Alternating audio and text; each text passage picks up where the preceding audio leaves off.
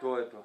Паушален незаконски хир, вака Македонската медиумска асоциација ја оцени заканата на кабелските оператори да го прекинат реемитувањето на сите домашни и странски ТВ канали. Директорите на 5 национални телевизии побараа операторите да бидат општествено одговорни и да ја преиспитаат оваа за нив апсурдна и неразбирлива најава. Кога владата побара од нас да емитуваме бесплатни спотови за да го информираме населението за коронавирусот, или во месец кога очекуваме конечно да добиеме датум за преговори, после 30 години на оваа држава.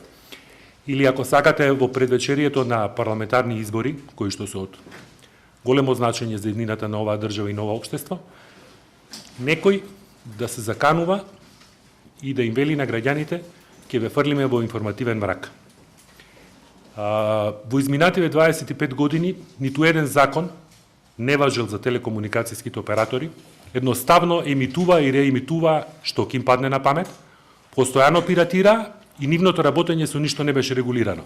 5 телевизии ги гарантираат авторските права 24/7, како и тоа дека на нивните канали нема пиратерија. За се што емитуваат поседуваат договори за законско право за емитување и тоа го гарантираат под морална и кривична одговорност. Ја повика и делегацијата на Европската Унија директно да каже дали навистина се залага за тоа да им се дозволи на кабелските оператори да продолжат со пиратерија. Укажуваа дека Македонија е единствената држава во Европа во која безмилосно се пиратираат десетици канали и не се почитуваат авторските права и правата на интелектуална собственост. За каква нелојална конкуренција се работи? Кировски го посочи примерот со шоуто на Елен Дедженерис, од кое беа пиратирани 200 епизоди за кои телевизијата има откупено ексклузивни права, како и со ракометното првенство.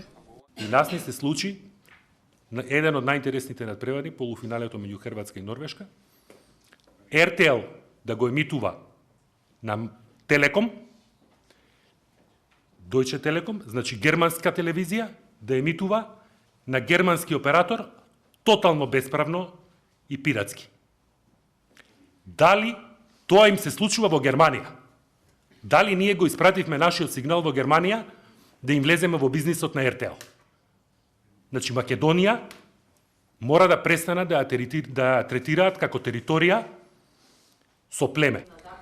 Од асоциацијата бараат оставка од директорот на АВМУ Зоран Трајчевски поради лажните изјави дека законот е донесен во нетранспарентна и брза постапка. Подсетуваа дека законот за АВМУ е донесен во 2018 година со претходни 6-месечни јавни расправи и дебати, а беше поставен и на ЕНЕР. По барање на кабелските оператори да им се даде време од 2 месеци да се подготват за законот, е ставен амандман тој да стапи на сила откако ќе се избере нов совет на АВМУ, бидејќи со изборот се доцнеше во меѓувреме помина цела година, амандманот е тргнат, а законот стапи на сила. Подсетија и дека со новиот закон директорите на кабелските оператори ќе сносат морална и кривична одговорност за пиратеријата.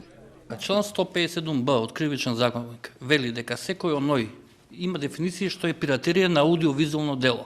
Секој оној што ќе дистрибуира, реемитува и ќе го даде на јавен увид делото за кој што нема регулирани авторски или сродни прави, прави кривично дело. За кршењето на авторските права се поднесени десетици пријави, но обвинителството не постапува по нив. Од националните телевизии вела дека 20 години се обидуваат да најдат заеднички јазик со кабелските оператори, но никако да дојдат до решение и дека е време да се стави крај на ова беззаконие. Од Сојузот на стопански комори ги подсетија кабелските оператори дека не можат туку така да ги исклучат националните телевизии од програма. Имаат подпишано договори за чие раскинување мора да се почитуваат законите и договорените односи, што се однесуваат до најавата дека за периодот во кој ќе бидат затемнети екраните нема да им фактурираат сметки на корисниците. Подсетуваат дека треба однапред да ги известнат и нив, а ако треба и да ги раскинат договорите.